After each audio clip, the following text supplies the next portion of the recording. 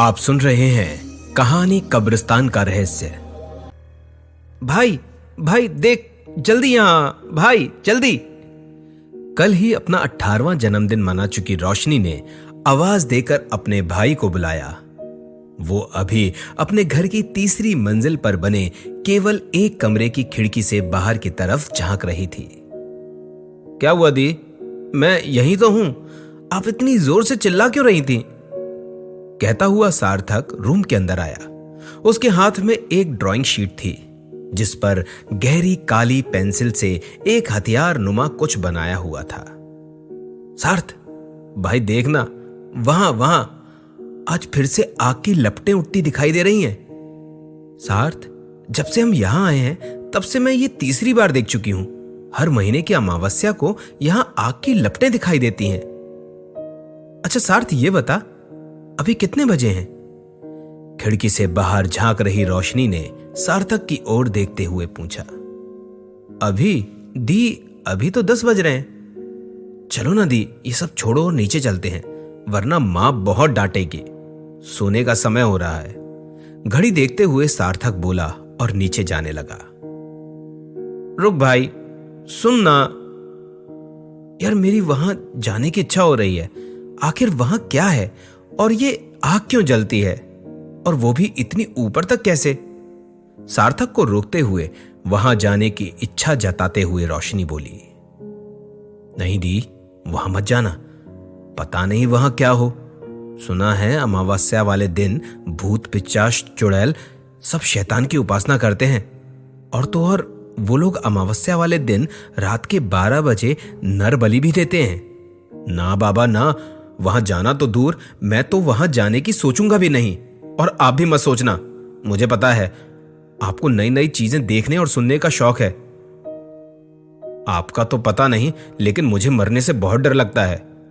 अपनी आंखें बड़ी करके रोशनी को देखते हुए सार्थक ने वहां जाने से मना कर दिया। क्या रे सार्थक, डरपोक कहेगा। देख, मैं तो मां से छुपकर जा रही हूं, अगर तुझे आना है तो आजा। कहते हुए रोशनी ने सार्थक के सर पर एक टपली मारी और रूम से बाहर आ गई। रोशनी जैसे ही बाहर की ओर निकली, वैसे ही सार्थक के हाथ में जो ड्राइंग शीट थी उससे उसका हाथ छू गया। रोशनी तो निकल गई, लेकिन अचानक ही उस शीट पर बनी हुई ड्राइंग सुनहरे रंग से चमकने लग गई, जिसे सार्थक नहीं देख पाया। रोशनी और सार्थक दोनों भाई बहन थे जो बचपन में तो बहुत झगड़ते थे, लेकिन जैसे जैसे बड़े होते गए वैसे वैसे उन दोनों के बीच स्नेह बढ़ता गया। वो दोनों भाई बहन तो थे, लेकिन सौतेले। हाँ, वो सौतेले भाई बहन थे। रोशनी जब 3 महीने की थी तभी उसकी मां चल बसी। उसकी मां के मरने के 3 ही महीने बाद उसके पिता ने दूसरी शादी कर ली। सार्थक रोशनी से 2 ही साल छोटा था। सार्थक की मां ने कभी भी रोशनी को प्यार नहीं किया, लेकिन सार्थक के कारण वो उससे कुछ कहती भी नहीं थी। घर में रोशनी और सार्थक की मां दोनों अजनबियों की तरह ही रहा करते थे, लेकिन रोशनी के साथ सार्थक था तो उसे किसी चीज की भी कोई कमी नहीं होती थी। इन दोनों के पापा बाहर रहते थे। अभी 3 महीनों पहले ही इन्होंने इस शहर में एक 3 मंजिला खाली पड़ा मकान खरीदा था, वो भी बहुत कम कीमत पर, क्योंकि इसके आसपास कब्रिस्तान बने हुए थे। रोशनी रूम से बाहर निकल गई थी। सार्थक भी अपनी हाथ में पड़ी शीट को वहीं कुर्सी पर रख रोशनी के पीछे पीछे चला गया। दी रुको ना यार, चलो ठीक है, मैं भी चलता हूं। आपको अकेले तो नहीं जाने दे सकता ना? कहते हुए सार्थक दौड़ता हुआ रोशनी के पास आ गया और वो दोनों नीचे की तरफ चले गए। इधर वो ड्राइंग शीट अचानक ही उड़कर खिड़की के पास आ गई। देखते ही देखते खिड़की का कांच पिघलने लगा और जमीन पर बहने लगा था। रोशनी और सार्थक दोनों धीरे धीरे बिना पैरों की आवाज किए जैसे ही बाहर निकलने के लिए घर के दरवाजे की तरफ बढ़े, वैसे ही रोशनी को याद आया कि वो अपना फोन वहीं ऊपर कमरे में भूल आई है। वो सार्थक को रुकने का बोलकर वापस ऊपर की ओर चली गई। जैसे ही वो ऊपर आई, वैसे ही उसे एक अजीब सा एहसास हुआ। ऐसा लगा जैसे उसके आसपास कुछ है। तीसरी मंजिल पर बस एक कमरे के सिवा कुछ भी नहीं था। उसने अपने आसपास देखने की कोशिश की, लेकिन लाइट ऑन नहीं होने के कारण कुछ नहीं दिखा। मन का वहम समझकर रोशनी ने लाइट ऑन की, लेकिन वहां की लाइट ऑन होकर तेज रोशनी के साथ वापस बंद हो गई। ये सब छोड़कर वो अंदर कमरे में गई और एकदम से फिसल कर गिर गई। पूरा पिघला हुआ कांच रोशनी के शरीर पर चिपक गया। वो उठी और खुद को साफ किया। उसे लगा कि शायद यहां पानी गिरा हो। उसने अंधेरे में ही अपना मोबाइल खोजा और उठाकर जैसे ही रूम के बाहर आने लगी, वैसे ही उसकी नजर उस शीट पर गई। उसे ऐसे लगा जैसे वो शीट खिड़की के कांच से चिपकी हुई है। हे भगवान, ये सार्थक पता नहीं क्या करता रहता है, कहते हुए उसने वो शीट वहां से हटाई और टेबल पर रखकर चली गई। खिड़की का कांच पूरी तरह पिघल चुका था। रोशनी ने वो शीट टेबल पर रखी, लेकिन रोशनी के वहां से निकलते ही वो शीट तेजी से उड़ते हुए खिड़की से बाहर निकल गई। रोशनी और सार्थक निकल चुके थे उसी दिशा में जहां इन लोगों ने आग देखी थी। दी, क्या आपको भूत प्रेत पर विश्वास है? हम जहां जा रहे हैं वहां अगर सच में ऐसा हुआ तो? सार्थक ने अपनी बहन रोशनी के साथ चलते हुए पूछा और उसका हाथ पकड़ लिया, लेकिन रोशनी ने एक झटके से उसका हाथ छोड़ दिया और अचानक उसके सामने आ गई। सार्थक, मैं तुझे खा जाऊंगी। हा हा हा हा हा। एक अजीब सी आवाज में बोलते हुए रोशनी बिखरे बाल आंखों के सामने आए हुए चेहरे पर शैतानियत के साथ सार्थक के सामने खड़ी हो गई। दी! सार्थक जोर से चिल्लाया और भागने ही वाला था कि रोशनी ने उसका हाथ पकड़कर हंसने लगी। अरे बुद्धू, मैं ही हूं, बस तुझे डरा रही थी वे, कहते हुए रोशनी ने अपने बाल सही किए और सार्थक को शांत किया। क्या दी, डरा दिया? कहते हुए सार्थक ने फिर से रोशनी का हाथ थाम लिया और दोनों उस ओर बढ़ते गए।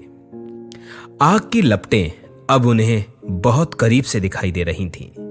देखते ही देखते वो बहुत पास पहुंच गए थे।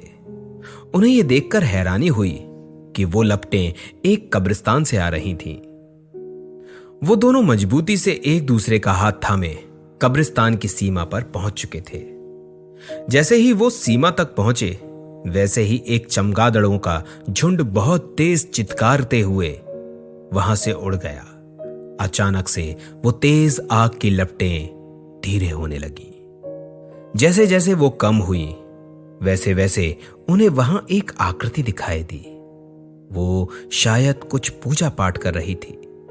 उसे देखकर रोशनी को याद आया कि सार्थक ने उसे कहा था कि कब्रिस्तान में शैतान की पूजा की जाती है। कुछ सोचकर रोशनी आगे बढ़ी, लेकिन उसके आगे बढ़ते ही कब्रिस्तान पूरा का पूरा हिल उठा। पेड़ पर बैठे उल्लू चमगादड़ के झुंड चिल्लाने लगे और उड़ते हुए उन दोनों के आसपास मंडराने लगे। कोई कोई उन्हें घायल करने की कोशिश करने लगा, लेकिन ये क्या? जैसे ही रोशनी का हाथ किसी उल्लू या चमगादड़ को छूता, वो वहीं गिर जाते और मर जाते। लेकिन इस बात का ध्यान ना तो रोशनी ने दिया, ना ही सार्थक ने।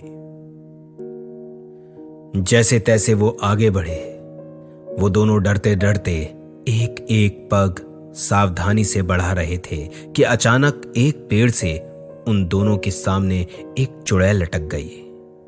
दोनों ही चिल्लाते हुए पीछे हो गए। वो चुड़ैल बहुत ही खतरनाक चीत्कार के साथ उन दोनों के सामने आ गई। दिखने में वो एकदम बड़ी चमगादड़ जैसी लग रही थी और चेहरा एकदम काला सड़ा हुआ और अपनी लाल आंखों से देखते हुए आगे बढ़े जा रही थी। वो दोनों धीरे धीरे पीछे हुए जा रहे थे। अचानक वो चुड़ैल रोशनी पर झपटी, लेकिन खुद ही एक चीत्कार भरते हुए उन दोनों से बहुत दूर जा गिरी। दोनों हैरानी से एक दूसरे को देखने लगे। उन्हें कुछ समझ नहीं आ रहा था। अचानक उन्होंने देखा कि बहुत से पिचाशों और चुड़ैलों ने उन्हें घेर रखा है और अजीब अजीब सी आवाजें निकालते हुए उनकी ओर बढ़ रहे थे। डर के मारे दोनों के हलक सूख चुके थे। दी मुझे बहुत डर लग रहा है। हम क्यों आए यहां पर? यदि मम्मी को पता चल गया तो क्या होगा? सार्थक डरते हुए बोला। सार्थ, जिंदा रहेंगे तो मां को पता चलेगा ना। अभी तो यहां से बचने के बारे में सोचो। रोशनी उन सब चुड़ैलों को देखती हुई बोली। तभी रोशनी को उन चुड़ैलों के बीच से ही निकलने के लिए जगह दिखाई दी। सार्थ, भागो, यहां से जल्दी निकलो, कहते हुए रोशनी ने सार्थक का हाथ पकड़ा और भागते हुए पिचाशों और चुड़ैलों के बीच से निकल गई। वो भागने लगे, लेकिन अचानक ही भागते भागते एक कब्र से टकराकर दोनों नीचे गिर गए। सार्थक झट से वापस खड़ा हो गया और रोशनी को हाथ देकर खड़ा किया। जैसे ही रोशनी खड़ी होकर आगे बढ़ी, वैसे ही कब्र से एक काला सा कुछ बड़ा सा हाथ निकला और रोशनी के उस हाथ ने पैर पकड़ लिए। रोशनी और सार्थक की चीख निकल गई। रोशनी खुद को छुड़ाने के लिए प्रयास करने लगी, लेकिन कुछ नहीं हुआ। जैसे ही रोशनी ने अपने हाथ से उस हाथ को छुआ, वैसे ही वहां एक भयंकर चीख निकली और वो हाथ जल गया। ये देख रोशनी और सार्थक दोनों हैरान रह गए। दी, ये क्या हुआ था? आपने जैसे ही हाथ लगाया वो हाथ कैसे जल गया? क्या आप में कुछ शक्तियां हैं या ये सिर्फ इत्तेफाक था? सार्थक ने हैरानी से पूछा। तभी अचानक हवाएं चलने लगी, बहुत तेज, और अजीब अजीब सी आवाजें भी आने लगी थी। बहुत दूर से एक उड़ती हुई चीज आते हुई दिखाई दी, जिससे बहुत तेज रोशनी निकल रही थी। वो आग की लपटें फिर से तेज हो गईं और चारों तरफ भयानक माहौल हो गया। तभी एक बहुत खतरनाक आवाज पूरे कब्रिस्तान में गूंज उठी। आज मेरा 100 साल पुराना सपना पूरा होने वाला है। इस पूरी दुनिया पर मेरा राज होगा। आज शैतान को प्रसन्न कर मैं बहुत सी शक्तियां अर्जित करने वाली हूं, कहता हुआ एक काला सा साया उन्हें उस आग की लपटों के बीच में दिखाई दे रहा था। देखते ही देखते वो आग की लपटें और वो काला साया उन दोनों के काफी करीब आ गया था। वो दोनों बुत बने ऐसे ही खड़े ये सब देख रहे थे। जरूरत थी मुझे तुम दोनों इंसानों की। ये कायनात भी यही चाहती है कि मैं अपनी शैतानियत के बल पर इस पूरी दुनिया पर राज करूं। उस साये की हंसी पूरे कब्रिस्तान में गूंज उठी।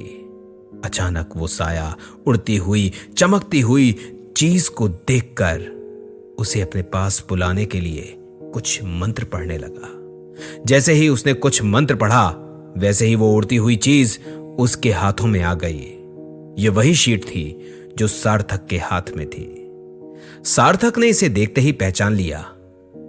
अरे अरे, ये तो वही ड्राइंग शीट है जो मुझे उस स्टोर पर मिली थी और मैं आपको दिखाने के लिए लाया था दी, हड़बड़ाते हुए सार्थक बोला। अचानक पूरा कब्रिस्तान कांपने लगा और जहां रोशनी और सार्थक खड़े थे वहां से कुछ ही दूरी पर धरती फट गई और एक कब्र उससे बाहर आ गई। जैसे ही कब्र बाहर आई, उस काले साए के चेहरे पर से नकाब हट गया। मां आप? सार्थक और रोशनी दोनों एक साथ चिल्लाए। हाँ, मैं तुम लोगों की मां नहीं हूं। 100 साल पुरानी पिचाशनी हूं जो ना अपने परिवार की होती है और ना ही अपने बच्चों की। मुझे शैतानियत ताकतों के लिए अपने ही खून की बलि देनी थी, लेकिन ये लड़की मेरी दुश्मन है। इसकी अच्छाई की ताकतों के आगे मेरी शक्तियां कमजोर पड़ गईं। बहुत बार इसने तुझे जाने अनजाने बचा लिया, लेकिन आज नहीं, आज कोई नहीं बचेगा। ये देख रहे हो? उसने उस ड्राइंग शीट की तरफ इशारा करते हुए कहा। जब मेरे आका को इस कब्र में डाल दिया गया था, उससे पहले इन्होंने ये कागज दिया था और बताया था कि जो कोई अच्छी शक्ति इसे छुएगी तो ये कागज से निकलकर बाहर आ जाएगा। बचपन में एक बार इस लड़की ने इसे छुआ तो ये एकदम से जगमगाया, लेकिन उस वक्त ये 18 की नहीं थी, इतने सालों में मैं इसके 18 होने का इंतजार कर रही हूं। इसलिए आज से 3 महीने पहले से यहां बलि देकर अनुष्ठान कर रही थी, ताकि ये लड़की 18 की होते ही इसे छुए और बाहर आ जाए। आज आखिरी बलि है, और वो बलि है मेरे अपने खून की। कहते हुए एक भयानक हंसी के साथ अपना हाथ लंबा करके सार्थक को उसकी गर्दन पकड़कर उठा लिया। सार्थक दर्द के मारे तड़पने लगा। दी बचाओ, मां छोड़ दो मुझे। सार्थक खुद को छुड़ाने का प्रयास करने लगा, लेकिन नहीं छुड़ा पाया। रोशनी समझ नहीं पा रही थी कि वो क्या करे। अचानक उसे वो शीट दिखी जिस पर अभी भी रोशनी चमक रही थी। सार्थक को उठाने के चक्कर में उसकी मां ने उस शीट को छोड़ दिया था। वो शीट वहां से उड़ती आग की लपटों के पास ही गिरी पड़ी थी। रोशनी आग की तरफ भागी और उस शीट को उठा लिया। आग के पास पहुंचते ही रोशनी के शरीर पर लगा कांच का पदार्थ फिर से पिघलने लगा था और जमीन पर गिरते हुए एक गोला सा बन गया। देखते ही देखते रोशनी के हाथ में पकड़ी गई शीट अचानक से परिवर्तित होकर एक हथियार का रूप ले चुकी थी। जैसे ही वो शीट हथियार में बदली, वैसे ही आसमान से एक रोशनी उस हथियार पर गिरी। पूरे कब्रिस्तान में रोशनी फैल गई। वो 100 साल पुरानी पिचाशन दर्द से चिल्ला पड़ी और उसने सार्थक को छोड़ दिया। सार्थक दौड़कर रोशनी के पास आ गया। आसमान से निकली तेज रोशनी के शरीर पर लगे कांच के तरल पदार्थ से टकराकर पूरे कब्रिस्तान पर फैल गई और इसी रोशनी से पूरे कब्रिस्तान के पिचाश और चुड़ैल जलकर खाक हो गए। लेकिन वो 100 साल पुरानी पिचाशिनी नष्ट नहीं हुई, क्योंकि वो इंसानी रूप में थी। इसी रोशनी से जमीन से निकलने वाली कब्र वापस जमीन में चली गई। अचानक रोशनी को एक आवाज सुनाई दी, जो वहां बनी एक पवित्र कब्र से आ रही थी। उससे भी एक अलग ही तरह की रोशनी निकल रही थी। रोशनी, इस हथियार से तुम इस पिचाशिनी के इंसानी शरीर को खत्म कर दो, ताकि आसमानी रोशनी से भी ये जलकर खाक हो जाए। मैं जानती हूं कि तुमने इसे अपनी मां का स्थान दिया, लेकिन इसके शरीर में पिचाशनी निवास करती है, तो तुम्हें इसे मारना ही होगा। कहते हुए उस कब्र की रोशनी गायब हो गई। मार डालो मुझे, लेकिन मैं फिर आऊंगी अपना बदला और अपना सपना पूरा करने। और मुझे मार भी दिया तो क्या, इस कब्रिस्तान का रहस्य तुम्हें कभी पता नहीं चलेगा, कभी नहीं। कहते हुए वह पिचाशनी भयानक रूप से हंसने लगी। तभी रोशनी उस कांच के घेरे सहित आगे बढ़ी और उस हथियार को पिचाशनी के शरीर में घोंप दिया। एक भयंकर चित्कारे से पूरा कब्रिस्तान कांप उठा और इसी के साथ वो पिचाशनी जलकर खाक हो गई। पिचाशनी के राख हो जाने के बाद वहां सब कुछ सामान्य सा हो गया। आग की लपटें भी बंद हो चुकी थी और रोशनी के चारों ओर बना कांच का घेरा भी गायब हो गया था। रोशनी और सार्थक भागते हुए उस कब्रिस्तान से बाहर आ गए थे और अपने घर वापस पहुंच चुके थे। उसी समय कब्रिस्तान में एक बार फिर भयानक आवाज गूंजी, मैं वापस आऊंगी आऊंगी जरूर। और इसी के साथ जो कब्र जमीन में चली गई थी, वहां एक दैत्यकार विशाल कंटीला का पेड़ उगाया था। आज भी उस कब्रिस्तान का रहस्य बरकरार है और वो 100 साल पुरानी पिचाशनी फिर से आने के लिए उसी पेड़ की जड़ों में बैठकर तपस्या कर रही है।